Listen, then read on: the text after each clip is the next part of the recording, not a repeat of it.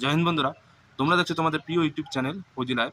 তো এখানে একটা ভাইয়ের কমেন্ট ছিল যে আমরা কিভাবে ভর্তির ডিউটি করি। দেখো, আমাদের উপর থেকে ডিমান্ড আসলো যে এই লোকেশনে তোমাদের যেতে হবে, ঠিক আছে? তো আমরা গাড়ি ভর্তি লোড করে আমরা কিন্তু এখন চলে এসেছি। এখন আমি স্কুলে প্রেজেন্ট আছি, ঠিক আছে? এখানে 13 তারিখে ভোট, ঠিক আছে? তো আমাদের ডিপ্লয়মেন্ট হয়ে গিয়েছে। তো ভোটের ডিউটির সময় বুথের ডিউটি হবে। শুধুমাত্র সিআরপিএফ কিন্তু ভোটের ডিউটি করে না, অল প্যারামিলিটারি ফোর্স কিন্তু ভোটের ডিউটির জন্য ডিপ্লয়মেন্ট হয়। যেমন সিআইএসএফ, বিএসএফও কিন্তু ভোটের ডিউটির জন্য ডিপ্লয়মেন্ট হয়, ঠিক আছে?